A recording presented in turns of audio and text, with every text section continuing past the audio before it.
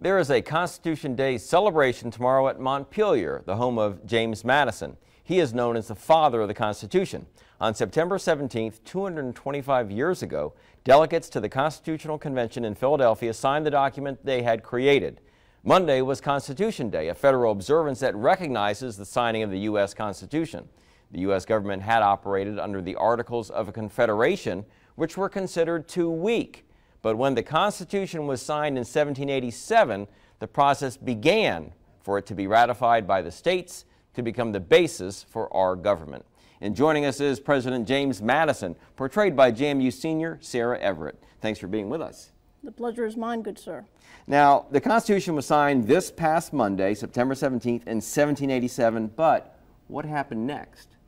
Well, the process of ratification was at hand, good sir. What we had to do, in effect, the very next day, in fact, was we had to send the Constitution the way we had drafted it to the Continental Congress, which was the original body that we as 55 delegates had been transferred from. So essentially what happened was the Continental Congress was enforced to send out the Constitution to each of the separate states, and it was their responsibility to ratify the Constitution according to the measures that the Constitution itself had instituted. And one of those was the fact that we had decided in the Constitutional Convention that 9 of the 13 states would need to ratify. Interesting fact was the fact that by the time Virginia had decided to enact its ratifying convention, that there had already been 9 states that had ratified. But if you're familiar with Virginia history or history at all, you will know that New York and Pennsylvania and Virginia were the largest states as far as population, so it was absolutely necessary to have those 3 states ratify.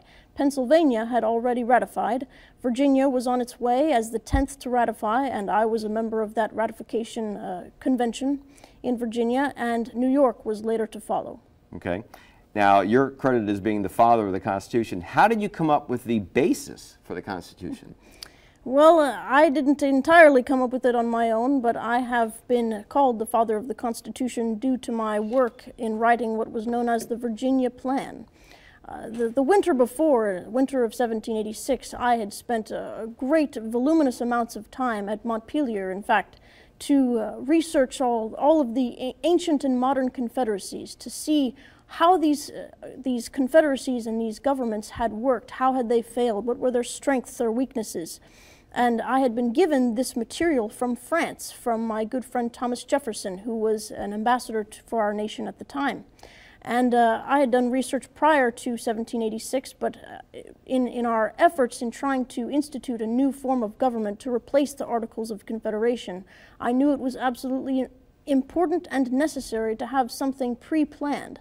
So when I had the ability to travel to Pennsylvania, to Philadelphia, I came 11 days early, and I was able to bring along with me what was later known as the Virginia Plan, as well as a document called The Vices of the Political System of America, which was essentially my criticism on the Articles of Confederation and how the document had been weak to function in our government at that time. Yeah, a lot of people think that the Constitution, you know, it's been around since the start, but the Articles of Confederation were first. That's and true. They didn't succeed, superseded by the Constitution. Now, a solution to the issue of slavery did not happen in the Constitution. How come? It did not happen because slavery, as well as you might know, was the greatest issue during my day.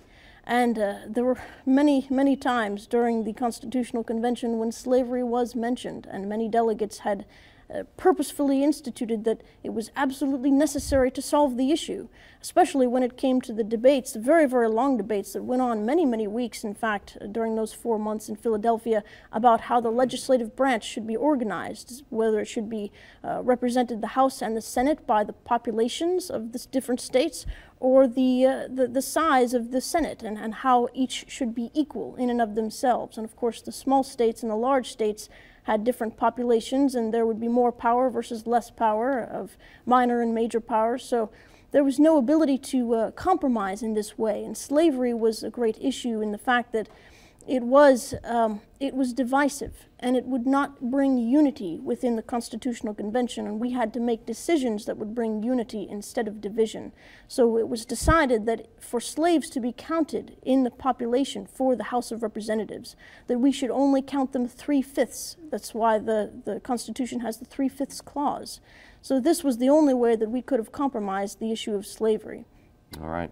Now, I want to thank President James Madison, portrayed by Sarah Everett, who's a JMU senior, for being with us and informing us on the Constitution. Thank you very much. Certainly, the pleasure is mine, good sir.